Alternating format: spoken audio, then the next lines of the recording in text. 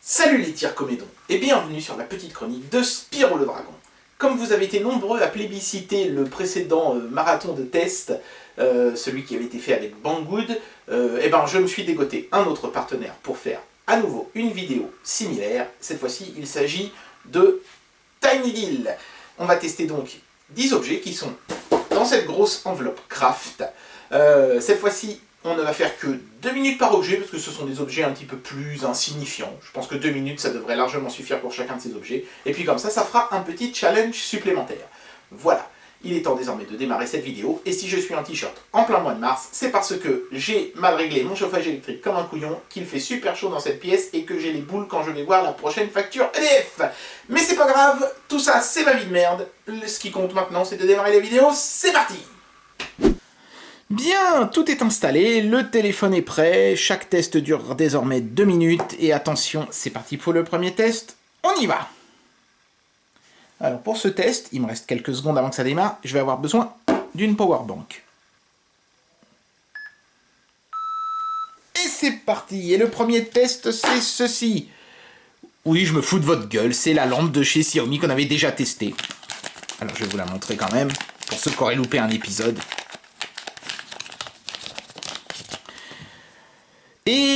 Mais non, mais je plaisante, évidemment, c'est pas la même exactement que celle d'avant. C'est une version qui a été améliorée. Alors, je trouvais ça intéressant de vous montrer la nouvelle évolution. D'abord, c'est plus grand, de, je dirais, presque 1,5 cm, donc c'est quand même déjà un plus appréciable, ça devrait éclairer mieux.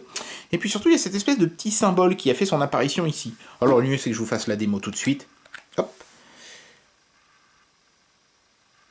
Alors, on va allumer la powerbank.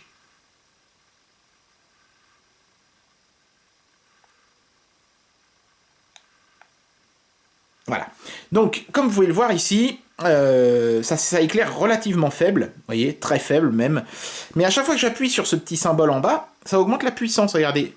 Là, c'est désormais moyen, fort, très fort, très très fort, et à nouveau très faible. Moyen, fort, très très fort. C'est pas mal. Et alors si je reste appuyé pendant 3 secondes à peu près, pof, ça l'éteint complètement. Voilà, donc même si vous avez une powerbank qui n'a pas d'interrupteur, vous pouvez quand même éteindre cette lampe sans avoir besoin de la débrancher, ce qui est franchement plutôt pas mal. Chouette petit produit, disponible en plein de couleurs. Une fois de plus, TinyDeal m'a envoyé le modèle bleu, ils aiment bien ça. Je sais pas si on peut voir des caractéristiques sur l'emballage. Oui, c'est brillant. Alors le caméscope a beaucoup de mal à faire le point. Voilà, 5 volts, oui. 2,5 watts, oui. Alors je vous rappelle que la précédente ne consommait que 1 watt. Et là c'est 2,5 watts au maximum.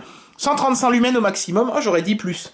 Franchement, j'aurais dit plus. Je pensais que ça éclairait plus fort que ça. Vous avez les dimensions, voilà. Et puis tout le reste, c'est en chinois. Et je ne comprends absolument que dalle, si ce n'est que ça fonctionne avec des LED. Voilà. Et on passe tout de suite au test suivant. Oh putain. Qu'est-ce que c'est que ce truc?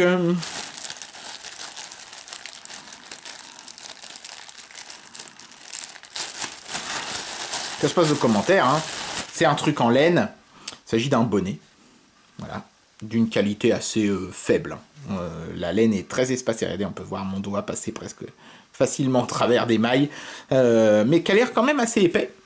Donc je pense quand même que ça doit tenir un minimum chaud la tête, ce qui est le but d'un bonnet en général. Mais ce qui est intriguant, c'est ce truc qui pendouille en dessous. Et comme vous pouvez le constater, il s'agit en fait d'une barbe en laine qui vous permet de vous tenir le menton au chaud. Alors je crois qu'il y a un trou quelque part dans les mailles ici, je ne le vois plus. Je crois que c'est là. C'est là qu'on est supposé... Voilà, il y a un trou, comme dirait Pierre dans Le Père Noël est une ordure, hein, il y a un trou plus grand pour mettre les bras, donc là c'est un trou plus grand pour mettre le doigt. Et on peut mettre donc, toc, on fait dépasser en fait un petit bout du machin, comme ça, tout simplement.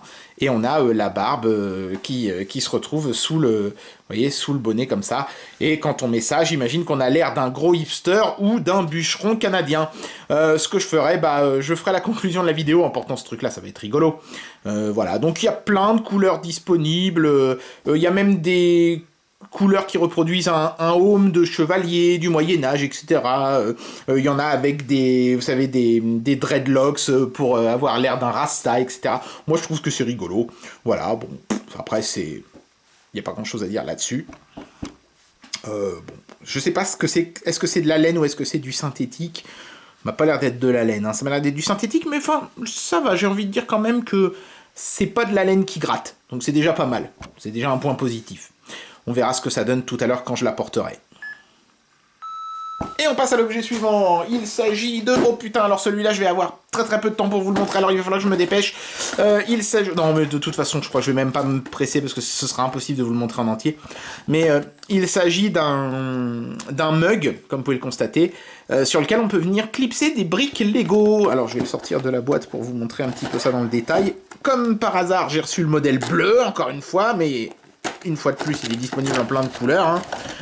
Y compris le noir, si vous aimez le classique. Alors, il y a quand même un petit modèle Lego qui semble inclus dedans, avec les instructions de montage. Voilà, tac, tac, tac, tac, tac, tac. Ça fait une sorte de petite Jeep lance-missile, pourquoi pas. Voilà. Donc, c'est un modèle dans lequel le mug n'est pas pris en compte, mais rien ne vous empêche d'aller clipser les pièces sur le mug ensuite, hein. Le mug en lui-même, voilà, bon. Donc je pense que ça se passe de commentaires. Vous voyez, on reconnaît bien le système de clips Lego. À l'intérieur, il n'y a pas de relief outre mesure. C'est bien. Voilà. Sur le devant, les picots. Sur les côtés, il y a des trous. Je ne sais pas si on peut venir fixer des trucs sur les côtés du coup. Oui, je pense. Hein. Ça doit être la version femelle de ces picots-là. Et puis, voilà, sur le dessous aussi, hein, on peut venir fixer des trucs. Et c'est Made in China, voilà. Je sais pas si l'emballage nous donne des indications sur... Alors déjà, c'est du plastique sans bisphénol A, hein. BPA, c'est bisphénol A. Donc c'est bien, il n'y a pas de bisphénol, c'est déjà ça. Enfin, il n'y a pas de bisphénol A, en tout cas. Je sais pas, ils nous ont peut-être mis toutes les autres lettres de l'alphabet, allez savoir, hein. Voilà, alors c'est marqué qu'il n'y a pas les briques d'incluses, alors que pourtant, moi, j'en ai. Je sais pas si c'est parce que j'ai eu du bol ou si c'est parce que dans certaines versions, il n'y a pas les briques. Faites gaffe quand vous achèterez, on sait jamais. Renseignez-vous avant. Mais voilà. Bon, bah, c'est un petit... Je pense que c'est un petit cadeau sympa pour les grands gamins comme moi qui ont joué au Lego jusqu'à 14 ans. Ah, c'est déjà le moment de passer à l'objet suivant. Là, vous allez croire vraiment que je me fous de votre gueule. Je vous jure. Mais promis, hein, c'est la dernière fois dans cette vidéo. Puisque dans ce petit carton totalement insignifiant se trouve... Vous avez reconnu? Vous avez reconnu, n'est-ce pas? C'est le bracelet d'activité de chez Xiaomi, avec son bracelet. Je ne vais pas le fixer dedans, hein, je vous ai déjà montré ça dans une autre vidéo. Alors il y a la petite notice qui vient avec, le câble de recharge, donc c'est complet. C'est emballé dans un carton beaucoup plus basique, mais il y a une version avec l'emballage complet qui est un tout petit peu plus cher. Donc si c'est pour vous, bah, prenez celle-là. Si c'est pour offrir, prenez celle qui a l'emballage un peu plus joli, c'est quand même un peu plus classe. C'est la version où les lettres sont blanches, hein, je précise. Mais alors celle-ci, elle a une particularité intéressante quand même, c'est que il ne s'agit pas exactement du même hein, que celui que je vous ai déjà montré, ça aurait été indigne de ma part de faire ça. Comme pour la lampe Xiaomi, celui-ci a subi une amélioration. Il y a un capteur cardiaque ici, voyez. Donc vous pouvez très facilement mesurer votre rythme cardiaque. Il y a une petite LED verte et puis ça mesurera votre pouls comme le font les montres connectées comme la mienne par exemple. Même si sur la mienne je trouve que ça marche franchement pas très bien. 9 fois sur 10 il me dit que j'ai 47 de pouls alors que c'est pas vrai du tout.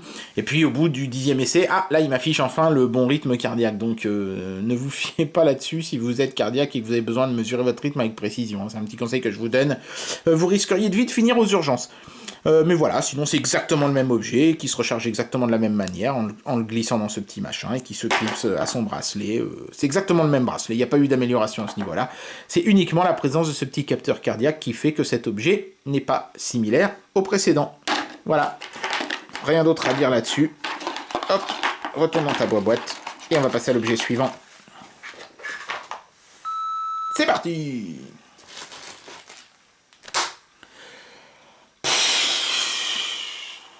Vous voyez, j'ai bien fait de mettre que 2 minutes pour chaque objet, parce que... Qu'est-ce que vous voulez que je dise pendant 2 minutes sur ce truc-là? Il s'agit d'une tranche d'orange en silicone. Hein, il n'y a vraiment rien d'autre à dire là-dessus. Voilà. Pas de motif d'un côté, un motif de l'autre. On peut l'ouvrir hein, pour regarder dans le détail.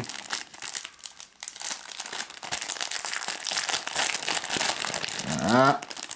Tchlac. Donc, bah, vous l'avez compris, c'est un dessous de verre. Hein. Ça peut être sympa pour agrémenter vos barbecues l'été, quand vous recevez des amis, vous mettez ça sur le plateau avec les verres de jus de fruits dessus. C'est rigolo, c'est bien. Non, c'est franchement bien. Hop, je vais monter un petit peu la liste. J'ai envie de dire, pourquoi les vendre un par un ? Quand vous allez sur le site de Tiny Deal et vous regardez le lien pour cet objet, hein, les liens sont dans la description de la vidéo, bien entendu, vous tombez sur le kit complet. Vous voyez la tranche d'orange, de citron, de fruits de la passion, etc. Enfin, il y en a 6 différents, je crois. Les photos laissent penser que vous allez recevoir le kit complet. Et au moment où j'ai suggéré à Tiny Deal de m'envoyer ça, quand j'ai vu le prix, je me suis dit, ok, à mon avis, je vais en recevoir qu'un. Et effectivement, j'en ai reçu qu'un. Alors, heureusement, c'est l'orange qui est un peu passe-partout. Jus d'orange, c'est quand même le jus de fruits le plus consommé au monde. Mais, enfin, je crois. Mais bon, ça aurait été sympa de vendre au moins le kit complet. De proposer soit d'en acheter un. Et dans ce cas-là, on peut choisir lequel on veut, parce que là, c'est envoyé au hasard. Hein. J'ai pas choisi l'orange, j'ai eu du bol de recevoir ça. Mais vous pouvez aussi...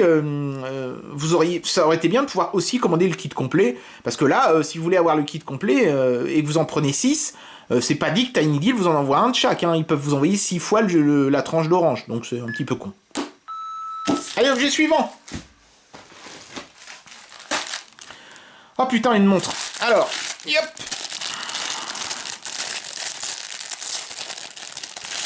Yep. Yep. Il s'agit d'une montre qui donne l'heure, 1h25. Ouais, pas tout à fait, hein. Enfin bref, pourtant il me semblait avoir réglé. Donc ça voudrait dire que j'ai dû faire ça il y a 15 jours. En 15 jours, elle s'est bouffé 10 minutes d'écart. Je sais pas. À vrai dire, je sais plus. Parce que j'ai réglé aussi l'horloge de ma voiture. Parce que je sais pas pourquoi, à chaque fois que je l'amène en révision chez Toyota, ils me refoutent tout à zéro. Ils me paument mes stations de radio pré-réglées et le réglage de l'heure. Ils sont mignons. Donc ouais, je confonds peut-être. Non, je crois que je l'ai pas réglé en fait, la montre. Je sais plus trop. Par contre, ce que j'apprécie beaucoup, c'est la référence KK. KK 907. C'est super, c'est excellent. Donc modèle bleu, évidemment, mais elle est disponible aussi en orange, me semble-t-il. A priori, elle n'est pas étanche. 2015, ça doit être, j'imagine, l'année de fabrication. C'est plutôt rassurant, ça veut dire que ça a été fabriqué il n'y a pas très longtemps. Et outre l'heure, il s'agit bien sûr d'une montre qui vous permet de faire des calculs. Ah oui, il faut l'allumer d'abord. On, voilà. 7 fois 9 égale 63. Pourquoi aller foutre le égal minuscule entre deux boutons qui servent franchement à que dalle, quoi, qui sont les boutons de mémoire? Ça m'échappe complètement. C'est franchement pas très pratique. Le égal, c'est le bouton sur lequel on va appuyer quasiment le plus souvent. Enfin, à chaque fois qu'on va faire une opération, on finira par appuyer sur égal de toute façon, donc il aurait dû être beaucoup plus accessible que ça. Voilà, mais j'imagine que si vos gamins rêvent d'avoir une montre calculette comme celle que faisait Casio à une époque, et que vous n'arrivez pas à dénicher celle de Casio, celle-ci fera la blague. Ouais, voilà, petit objet, le bracelet un peu léger par contre, enfin bon, une fois qu'on l'a mis, on n'y touche plus a priori. Hein. Allez, on passe à l'objet suivant. Alors pour celui-ci, il me faudrait théoriquement un câble de chez Apple. Je vais tricher un peu, je vais mettre le truc en pause le temps d'aller en chercher un. Bien, voilà, excusez-moi. Donc voilà, maintenant que j'ai un câble Apple, on va pouvoir faire le test de cet objet. Donc, les gens qui ont eu un câble Apple le savent, cette portion-là du câble, là, ce manchon, il est super mal conçu par Apple. Après, c'est peut-être fait exprès aussi, hein. C'est peut-être fait exprès pour que le câble se déglingue vite et finisse par avoir besoin d'être changé. Je les soupçonne de faire de l'obsolescence programmée parfois chez Apple. Regardez, il est déjà en train de se faire... moisir la gueule celui-là, alors que pourtant il était dans le fond d'un tiroir. Qu'est-ce que c'est que cette merde qui est collée dessus là? Bon, peu importe, c'est pas grave. Donc si vous voulez protéger vos câbles, vous pouvez vous procurer ce petit machin là. Vous voyez, j'en ai reçu 2. Je sais pas si c'est toujours vendu par 2. Il y a les bleus et les oranges, mais comme j'en ai un peu marre du bleu, je vais prendre les oranges. Voilà. Vous êtes supposé prendre votre câble et mettre ce petit machin là dedans, comme ça. Tac. Voilà, c'est dans ce sens-là, oui. L'autre par-dessus, comme ça. Il y a un sens, hein, faut que je fasse gaffe. Voilà, a priori c'est comme ça. Tac. Voilà, c'est pas évident à faire, mais je trouve que c'est un peu de la merde. Et ensuite, on met le système de couleur dessus, comme ça. Voilà. Et on vient clipser comme ça. Et voilà. Bon, hein, ça a l'air de tenir quand même une fois que c'est bien mis. Ouais. Ok, voilà, donc ça, c'est supposé renforcer votre câble et empêcher que les aléas du quotidien finissent par le niquer. Mais très franchement, j'ai de gros doutes, je suis pas sûr du tout que ça marche. Alors pourquoi c'est vendu par paire? Parce que vous en avez besoin d'un pour un des côtés du câble et d'un pour l'autre, mais je ne vais pas avoir le temps de le mettre de l'autre côté, il ne reste déjà plus que 5 secondes. Voilà, donc vous voyez comment ça fonctionne, vous avez compris le principe. Avant-dernier objet de ce super marathon. Vous avez certainement vu des vidéos sur YouTube de ce jouet bizarre, là, cette espèce d'ovni qui semble voler devant la personne qui le manipule. Alors vous savez, les tours de magie comme ça, hein, c'est vieux comme le monde, hein, faire voler les gens, faire voler des objets, etc. David Copperfield faisait voler des locomotives carrément. Bon, c'était très impressionnant, mais en fait, il utilisait le même truc, simplement en plus gros, hein, c'est tout. Mais alors, évidemment, après, il y a des tours qui sont un peu moins réussis que d'autres. Et malheureusement, j'ai envie de dire que celui-ci fait partie de ceux qui sont pas réussis du tout. Donc, vous avez dans la boîte une tige, un rond, 2 adhésifs, j'imagine que c'est du double face, une croix gammée, je vois pas comment appeler ça autrement, et cette espèce de petit machin. Et si vous regardez attentivement, cette espèce de petit machin, c'est une bobine de fil. C'est du crin de cheval, très très très très fin, et vous avez compris en fait, si ce truc vole dans les airs, c'est tout simplement parce qu'il y a un fil de pêche que vous devez faire passer derrière votre oreille, je vous jure, hein, derrière votre oreille, hein, je suis pas en train de dire une connerie, regardez, faut mettre le fil comme ça derrière son oreille, et quand vous vous penchez, le fil pend devant vous, et du coup le truc flotte. C'est vraiment naze, quoi. C'est le tour de magie le plus foireux que j'ai jamais vu. En plus, regardez-moi ça, la couleur du fil, il est à moitié noir. Vous allez quand même pas me faire croire qu'un tel fil est véritablement totalement invisible. Je vais essayer d'en dérouler un petit bout pour voir. Ah putain, il y a une sorte de pâte à modeler dégueulasse avec en plus. Ça, j'imagine que c'est pour coller le fil. Bon, il ne me reste plus que 10 secondes, ça va être ultra short, la putain. Alors, ouais, c'est du crin de cheval. Ouais, mais comme je le craignais, vous voyez, hein, on le voit, même très fin, il est quand même visible. Hein. Donc c'est vraiment de la merde, ce truc. Allez, on passe à l'avant-dernier objet de ce marathon. Ouh, ça a l'air dangereux. Regardez-moi ça. Attention! Des petits points barrés! Une main barrée! Quoi, on n'a pas le droit d'y toucher? Bon, on va tuer le mystère tout de suite. On va ouvrir le sachet. Alors, à l'intérieur de ce truc, il y a un machin que beaucoup de sites chinois vendent. Il s'agit d'une bande de LED, en fait. Vous voyez? Ce sont des petites LED soudées sur une bande. Ce sont des LED RGB. Voilà, donc en fait, elles peuvent prendre la couleur qu'on veut, hein, sur tout le spectre des couleurs visibles, a priori. Enfin, je crois qu'on a 256 couleurs différentes, hein, c'est du 16 bits, hein, c'est pas du 32 bits. Et puis, en fait, il y a un câble, voyez, qui est chaînable, c'est-à-dire que vous pouvez, voyez, connecter plusieurs de ces LED, de ces bandes de LED entre elles. En fait, ils ont une espèce de changeur de genre, hein. Vous voyez, c'est un petit machin comme ça avec des broches des deux côtés. Donc vous pouvez prolonger ces rubans de LED à volonté. Enfin, à volonté, je crois que c'est dans la limite quand même de 15 mètres, un truc comme ça, parce qu'après, évidemment, il faut respecter la puissance du transfo. Transfo qui est pas fourni d'ailleurs, je me suis fait own finalement, parce que je peux même pas vous les montrer fonctionner, parce que j'ai pas le transfo qui permet de produire la lumière. Donc, il faudra que j'y revienne. Je vais demander à un autre partenaire de m'envoyer une bande de LED comme ça, mais cette fois-ci avec le transfo, comme ça je pourrais vous en faire la démonstration, parce que là, forcément, ça manque un petit peu d'intérêt, tout ça. Mais je suis désolé, je pensais que le transfo allait être fourni, il l'était pas. Donc voilà, je suis un peu comme vous, déçu et marron. Voilà. Dernier objet. Qu'est-ce que ça va être? Quelque chose d'épique? Non! Un porte-clés. J'ai 2 minutes pour vous montrer ce porte-clés en forme de clé à molette. Voilà. Donc, qu'est-ce qu'il y a là-dedans? Il y a un porte-clés en forme de clé à molette. Hein. Quelle surprise! La question, c'est est-ce que la clé à molette fonctionne vraiment? En tout cas, elle s'agrandit. Oh, par contre, dans l'autre sens, c'est dur. Oh la vache! Ah non, c'est bon. C'est parce que c'était un peu bloqué. Oui, ça ferme dans l'autre sens, voilà. Alors après, est-ce qu'on peut s'en servir comme d'un outil? Peut-être. Ça a l'air quand même assez costaud. Je pense que... Je sais pas trop quel métal c'est, mais je pense pas que ce soit de l'acier très très dur. Hein. Donc pour défaire des toutes petites vis pas trop serrées à la rigueur, mais vous auriez plus vite fait à mon avis de les desserrer à la main, très franchement. L'objet est chromé, dépoli, ça ressemble vraiment à une vraie clé à molette, c'est très très joli. Voilà, il n'y a pas d'inscription dessus, rien du tout, que dalle. Alors j'imagine que si vous êtes plombier, que vous avez envie d'avoir un porte-clés en rapport avec votre profession, ça peut être sympa. Remarquez, moi je suis dépanneur, donc quelque part, même si en informatique on utilise rarement des clés à molette, ou alors on est un drôle d'informaticien en général, c'est plutôt le tournevis cruciforme, mais un porte-clés en forme de tournevis cruciforme, je pense que ce serait un peu moins sympa quand même que ce petit porte-clés en forme de clé à molette. La chaîne, est-ce qu'elle est costaud? Parce que ça, c'est souvent le problème sur ces porte-clés un peu cheap. Ouais, ça va. J'ai pas tordu le maillon. Il est toujours bien fermé. Ouais, c'est bien, nickel. Hein.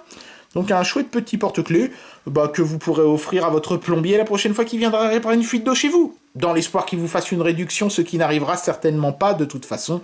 Et vous vous direz, mais pourquoi est-ce que j'ai filé une petite chose aussi sympa à ce type qui me prend aussi cher? Et voilà, c'est la fin. Bravo Spyro, tu as réussi à faire tes tests en 2 minutes. Faut dire que c'était un petit peu moins difficile ce coup-ci. Et bien voilà, c'était le test de ces 10 objets envoyés par TinyDeal. Regardez si j'ai pas l'air d'un hipster comme ça. T-shirt et bonnet avec une fausse barbe. Difficile d'être plus hipster que ça. Et en plus avec les lunettes. Par contre, petit effet qui se coule, comme il fait chaud dans la pièce, vous voyez, je suis toujours en t-shirt, à cause de mon radiateur qui était déréglé, j'ai extrêmement chaud à la tête, et du coup ça fait de la buée sur les lunettes, et je crois que dans quelques secondes, si je ne termine pas très vite cette vidéo, je vais être aveugle. Donc il ne me reste plus qu'à espérer que vous avez aimé cette review. Putain, les trucs descendent, bordel de merde. Voilà. Il ne me reste plus qu'à espérer que vous avez aimé cette review de ces 10 objets envoyés par TinyDeal. Et moi je vous dis à très bientôt pour une prochaine vidéo. Allez, tchuss!